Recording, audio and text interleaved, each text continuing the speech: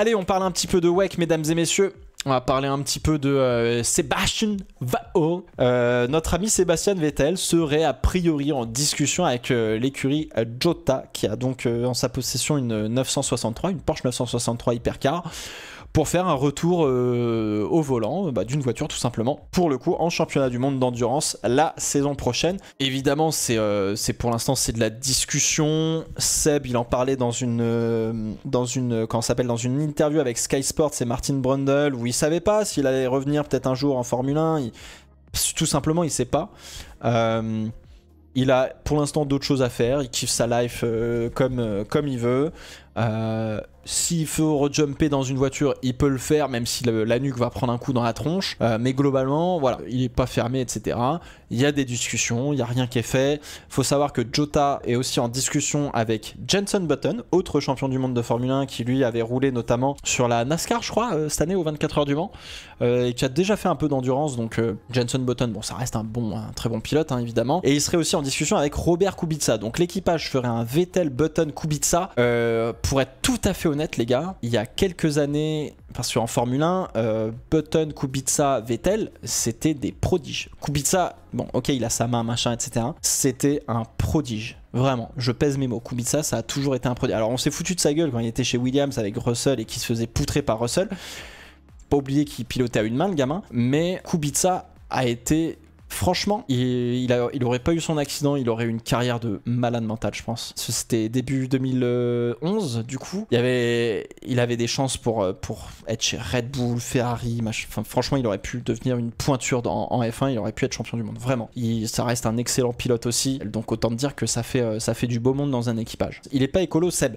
Alors si, justement, parce que ça parle justement de faire un motorhome qui fonctionnerait uniquement à l'énergie solaire.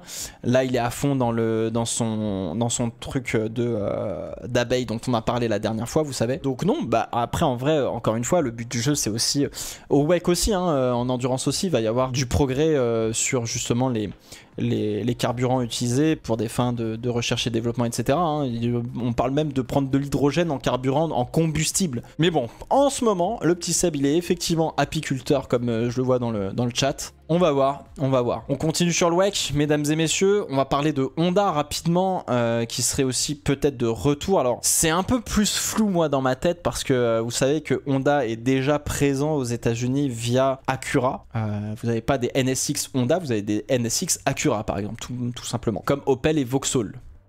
Jamais compris cette histoire-là, tu vois. Pourquoi tu renommes une marque qui... Tu changes le logo, quoi. Qu'est-ce que je voulais dire? Donc oui, Honda est en train de restructurer un petit peu sa présence en sport auto, notamment vis-à-vis des États-Unis, etc.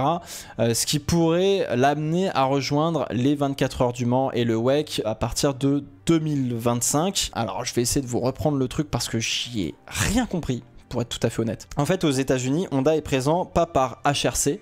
À la base, ils sont présents par HPD, Honda Development Powertrains ou conneries comme ça. Ça vous dit quelque chose si vous avez joué à iRacing il y a 5-6 ans. Vous saviez, on avait ce fameux proto LMP2, la HPD 07, je crois. Donc on a effectivement la présence de Honda généralement aux États-Unis par le programme HPD et la marque Acura. Globalement, ils ont dit on va arrêter les conneries, on va appeler ça HRC US parce que bon, vous savez que Honda est présent en Formule 1 aussi via HRC. Honda Racing Corporation, qui donc fournit les moteurs Red Bull, enfin les moteurs à Red Bull, globalement, mais si c'est Red Bull Powertrain, globalement c'est HRC qui fait le bordel. Comme ça, ils font HRC US et puis ils vont faire une entité HRC mondiale pour avoir une expertise un peu mutualisée, histoire que tout le monde puisse bosser ensemble, etc. Et du coup, HRC US sera aussi impliqué dans le développement de l'unité de puissance F1, dans le soutien technique à partir de 2026 pour les moteurs justement Aston Martin, puisque vous le savez, Aston Martin à partir de 2026 c'est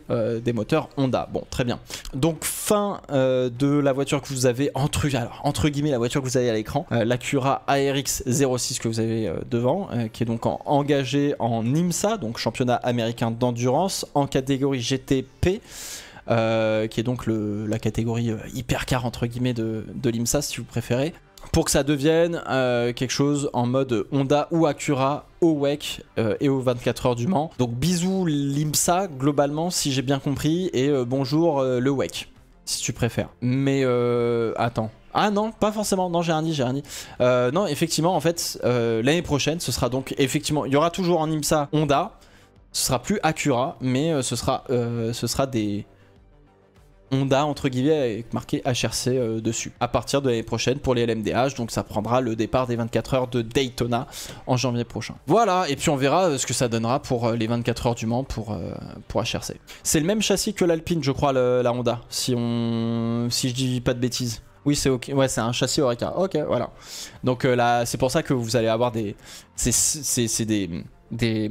Comment ça s'appelle? Pour ça que la Acura et l'Alpine se ressemblent dans la carrosserie, c'est parce qu'elles partagent le même châssis, effectivement. Donc non, c'est des châssis Oreca. Dallara, ils fournissent qui? Ils fournissent Porsche? Non, Cadillac. Oh, je me souviens plus. Cadillac et BM, ouais. Porsche, c'est Multimatic, voilà, c'est ça, exact. Faudra que je fasse un point là-dessus en plus. Autre bonne nouvelle, faudra encore attendre un petit peu, faudra patienter, mais qu'est-ce que ça va être beau. Aston Martin va effectivement entrer en WEC à partir de 2025 en utilisant, en partant du châssis de la Valkyrie. Ça y est, la fameuse Valkyrie dont on avait dit putain, il n'y a aucune catégorie dans laquelle elle peut rentrer, la catégorie hypercar, ça va pas le faire, gna gna gna gna gna gna, c'est dommage, c'est tellement dommage, etc. Elle va être modifiée pour être adaptée aux réglementations de l'hypercar pour Le Mans. Alors, on sait pas encore, je crois pas qu'on sache si c'est une LMH ou si ce sera une LMDH. Dans ma tête, je comprends que c'est plutôt une LMH plutôt qu'une LMDH. Donc, on va partir d'un châssis fait maison avec un moteur fait maison. A priori, on devrait utiliser le V12 Atmo sans partie hybride. Pas certain que ce soit le bon choix parce que l'hybridation est quand même plus performante que de l'Atmo normalement, ou en tout cas ça aide notamment sur les sorties de virages et ce genre de choses, tu vois. Ça peut aider. À voir s'ils arrivent à faire une casse bien. Elle sera engagée en WEC et si c'est en si c'est en IMSA, il faudra que ce soit du LMDH, donc il faudra que le châssis soit bien modifié pour que ce soit autorisé. Effectivement, oui, j'avais pas fait gaffe, je croyais que c'était que WEC dans ma tête. Je crois que les LMH ont aussi le droit de venir en IMSA, juste personne n'est intéressé. Mais oui, putain, si, c'est vrai. Mais je suis con, ils peuvent faire une LMH et venir en IMSA quand même. Si. Effectivement, en fait, on a toujours tendance à croire que les LMDH ont juste le droit d'aller en WEC, mais que les LMH n'ont pas le droit d'aller en IMSA. Si, effectivement, ils peuvent. Les LMH ont bien le droit de venir en IMSA, c'est juste que personne n'a envie d'aller en IMSA. Ok, oui. Donc en fait, non, ils peuvent faire une LMH et puis on va aller en WEC et en IMSA. Ok. Seule condition, c'est d'être une marque vendue aux USA. Donc du coup, ils peuvent effectivement faire une Valkyrie fait maison, en partant du châssis qu'ils ont, machin truc, etc. Et pas de... Ok, oui, c'est ça. Oui, mais LMDH, quoi qu'il arrive, faut utiliser un châssis Ligier, Oreca, Multimatic ou Dallara. Hein. On est d'accord sur la réglementation. C'est pour ça, dans ma tête, j'étais là, en mode, mais c'est quoi ce bordel? Donc oui. Donc pas Alpine. Bah techniquement, si, puisque c'est une LMDH, donc ils ont le droit de venir. Après, je sais pas si en IMSA, faut LMDH plus vendre des voitures aux US. Mais vraie question. Donc bon, on verra. Mais je crois qu'ils vont en vendre de toute façon des Alpines aux US. Anyway.